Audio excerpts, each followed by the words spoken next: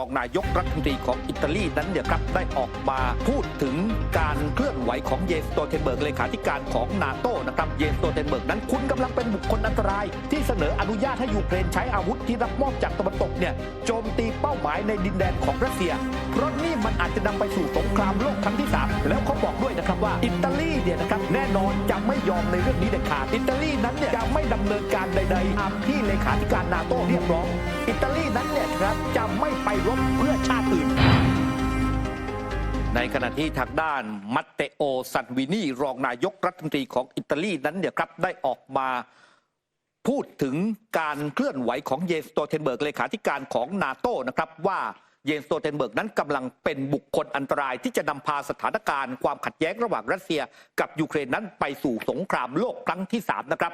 เนื่องจากว่าก่อนหน้านี้เนี่ยคุณผู้ชมครับทางด้านเลขาธิการนาโต้เยนสโตเทนเบิร์กนั้นเนี่ยได้มีการแถลงข่าวและก็พูดเนี่ยครับว่าสิ่งที่ทางด้านตัวเขาเนี่ยเรียกร้องให้รัฐสมาชิกของนาโต้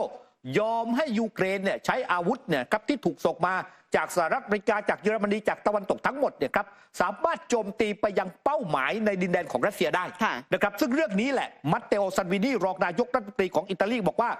คุณกำลังเป็นบุคคลอันตรายที่เสนออนุญาตให้ยูเครนใช้อาวุธที่รับมอบจากตะวันตกเนี่ยโจมตีเป้าหมายในดินแดนของรัสเซียเพราะนี่มันอาจจะนำไปสู่สงครามโลกครั้งที่3แล้วเขาบอกด้วยนะครับว่าอิตาลีเนี่ยนะครับแน่นอนจะไม่ยอมในเรื่องนี้เด็ดขาดและอิตาลีนั้นจะไม่ยอมในการที่จะส่งทหารเนี่ยไปช่วยรัสเซียไปช่วยยูเครนรบนะครับกับรัสเซียอิตาลีนั้นเนี่ยครับจะไม่ดำเนินการใดๆตามที่เลขาธิการนาโต้เรียกร้องอิตาลีนั้นเนี่ยครับจะไม่ไปรบเพื่อชาติอื่นนี่คือคำยืนยันจากมัตเตโอซันวินีแล้วก็บอกนะครับว่าการกระทำดังกล่าวนั้นเนี่ยเป็นเรื่องที่เรียกว่าขาดความยั้งคิดเช่นเดียวกันกับทางด้านนายกรัฐมนตรีจอร์เจียเมโลนีผู้นำของอิตาลีออกมาเรียกร้องเนี่ยครับว่าขอให้ทางด้านเยนสโตเทนเบิร์กนั้นเปลี่ยนแปลงนโยบายและแนะนำว่าควรที่จะระมัดระวังก่อนที่จะพูดอะไรหรือว่าเรียกร้องอะไรออกมาเพราะมันจะทำให้สถานการณ์นั้นบานปลายมากยิ่งขึ้นซึ่งทางด้านซันวินีบอกว่าในนามตัวแทนของประชาชนชาวอิตาลีนาโต้ไม่สามารถมาบังคับเราให้เข็นฆ่าคนในรัสเซียหรือว่าใครก็ตามไม่สามารถบังคับเราให้ส่งทหารอิตาลีไปรบหรือไปตายในยูเครนรองนายกอิตาลีบอกว่าการที่อิตาลีส่งอาวุธให้กับยูเครน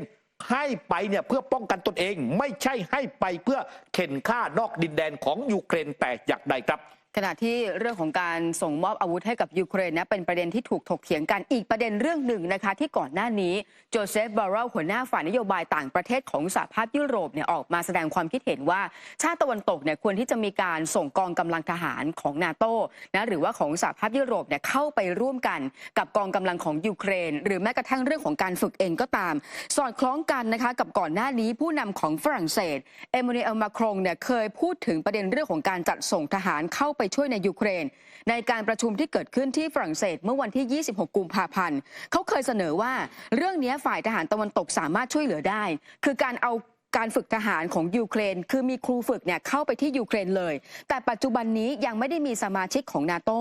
ระบุว่ามีการส่งเข้าไปช่วยกองทัพยูเครนแต่อย่างใด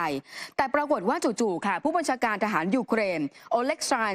ซินสกี้มีการโพสต์ผ่านทางแอป Telegram บอกว่าเขามีการพูดคุยนะกับรัฐมนตรีว่าการกระทรวงกลาโหมฝรั่งเศสเรื่องของแผนริเริ่มของฝรั่งเศสในการส่งครูฝึกมาช่วยทหารยูเครนแล้วก็เปิดเผยด้วยว่าเพิ่งจะมีการลงนามเอกสารที่อนุญาตให้ครูฝึกชาวฝรั่งเศสนั้นเยี่ยมชมครูฝึกหรือว่าศูนย์ฝึกทหารของยูเครนเพื่อสร้างความคุ้นเคยเรื่องของโครงสร้างพื้นฐานแล้วก็บุคลากรของฝ่ายยูเครนแต่ว่ากระทรวงกลาโหมยูเครนบอกว่าเรื่องนี้ยังอยู่ในช่วงของการหารือกันจนทางด้านกระทรวงกลาโหมฝรั่งเศสออกคำแถลงการเพิ่มเติมนะคะว่าการพูดคุยการเจรจาเรื่องของการส่งครูฝึกเข้าไปฝึกในกองกำลังของยูเครนทั้งหมดนี้ยังเป็นเพียงแค่พูดคุยหารือกันเท่านั้นยังไม่ได้มีมติอย่างเป็นทางการในการส่งกองกำลังของทหารฝั่งฝรั่งเศสนั้นเข้าไปที่ยูเครนค่ะครับไปดูความขัดแย้งระหว่างรัสเซียกับยูเครนกันบ้างนะครับล่าสุดนั้นเนี่ยทางด้านวโลดิเมียร์เซเลนสกี้หลังจากเดินทางไปสเปนแล้วเนี่ยครับก็เดินทางต่อไปที่กรุงบรัสเซลส์ประเทศเบลเยียมนะครับแล้วก็ไปพบหารือกับทางด้านอเล็กซานเดอร์เดอโกรผู้นำของเบลเยียมที่กรุงบรัสเซลส์ผู้นำทั้งสองนั้นลงนามร่วมกันในข้อตกลงส่งเสริมความร่วมมือเป็นระยะเวลา10 ปีนะครับซึ่งเป็นครั้งแรกที่ยูเครนนั้นได้ลงนามในข้อตกลงกับประเทศที่ระบุอย่างชัดเจน โดยทางด้านเบลเยียมนั้นระบุแบบนี้ครับว่าเดี๋ยวเบลเยียมเนี่ยจะจัดหาเครื่องบินรบ F-16 เนี่ยจำนวน30 ลำให้กับยูเครนแต่ว่าไม่ได้ส่งให้เลยนะ ค่ะ รออีก4 ปีนะฮะจะส่งให้เนี่ยภายในปี 2571 ในขณะที่ทางด้านฮัตยาลาบีฟรัฐมนตรีต่างประเทศเบลเยียมเนี่ยบอกว่าการส่งมอบเครื่องบินรบ F-16 ชุดแรกเนี่ยจากเบลเยียมไปยูเครนเนี่ยครับน่าจะเริ่มทยอยส่งได้เนี่ยตั้งแต่ปลายปีนี้ปลายปี 2567 แต่ว่าจะครบกำหนดทั้งหมดนั้นเนี่ยก็คือในปี 2571 ก่อนหน้านี้เดนมาร์กและเนเธอร์แลนด์เนี่ยครับเคยให้คำมั่นสัญญากับยูเครนว่าจะมีการสนับสนุนเครื่องบินรบ F-16 เพื่อเพิ่มศักยภาพครั้งสำคัญให้กับรัฐบาลยูเครนในการทำสงครามกับรัสเซียในขณะที่จนถึงตอนนี้ปรากฏว่าทั้งเดนมาร์กแล้วก็เนเธอร์แลนด์นั้นก็ยังไม่ได้มีการส่งมอบเครื่องบินรบให้กับยูเครนแม้แต่ลำเดียวนะครับในขณะที่ยูเครนเองเนี่ยส่งนักบินเนี่ยไปฝึกเพื่อที่จะขับเครื่องบินรบ F-16 ตอนนี้ฝึกได้เนี่ยนะฮะ12 คนแล้วแต่ไม่มี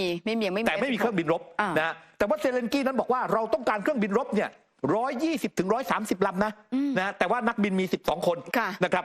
ซึ่งตอนนี้เนี่ยนะครับด้านหนึ่งทางด้านเซอร์เกย์ลารอฟรัฐมนตรีต่างประเทศของรัสเซียก็บอกว่ารัฐบาลรัสเซียเนี่ยถือว่าเครื่องบินรบ F-16 เนี่ยคืออาวุธนิวเคลียร์นะครับและเป็นภัยคุกคามถามว่าทำไมถึงเป็นอาวุธนิวเคลียร์เพราะเครื่องบินรบ F-16 นั้นสามารถติดตั้งนะครับเรื่องของขีปนาวุธติดหัวรบนิวเคลียร์ได้นะก็มองว่ามันเป็นภัยคุกคามและมันจะกลายเป็นเป้าหมายทางทหารที่ชอบทำจากรัสเซียทันทีครับส่วนประเด็นเรื่องของข้อพิพาทนะคะระหว่างฟิลิปปินส์กับทางการของจีนนะคะปกติแล้วเนี่ยจีนเขาจะมีการบังคับใช้คำสั่งห้ามทำการประมงในหน้าน้ำทะเลจีนใต้ทุกปีแล้วก็ที่ผ่านมาก็จะเห็นว่าทางการฟิลิปปินส์เนี่ยมีการคัดค้านมาตลอดแต่ปีนี้มีการคาดการณ์ว่าคำสั่งของจีนอาจจะมีผลบังคับไปเนี่ยจนถึงช่วงเดือนกันยายนในการสั่งห้ามทำการประมง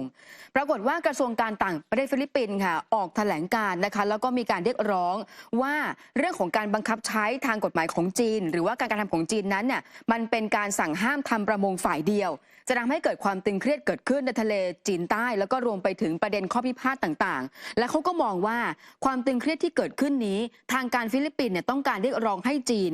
หยุดแล้วก็งดเว้นจากการกระทำที่เรียกว่าเป็นเรื่องผิดกฎหมายเพราะว่าทางการฟิลิปปินส์มองว่านี่คือการละเมิดสิทธิตามอธิปไตยของฟิลิปปินส์ค่ะครับก็คือเอาง่ายๆจริงๆแล้วคือทางการจีนนั้นน่ะก็ประกาศปิดอ่าวของบ้านเรานะฮะในช่วงฤดูปลาวางไข่เนี่ยจีนเขาก็ประกาศปิดอ่าวไม่ให้ทำประมงแต่ฟิลิปปินส์บอกว่ามันเป็นพื้นที่พิพาทเมื่อฟิลิปปินส์เนี่ยไม่ได้ประกาศปิดประมงฟิลิปปินส์เนี่ยควรที่จะทำการประมงได้ตามปกตินะครับก็เลยกลายเป็นข้อถกเถียงกัน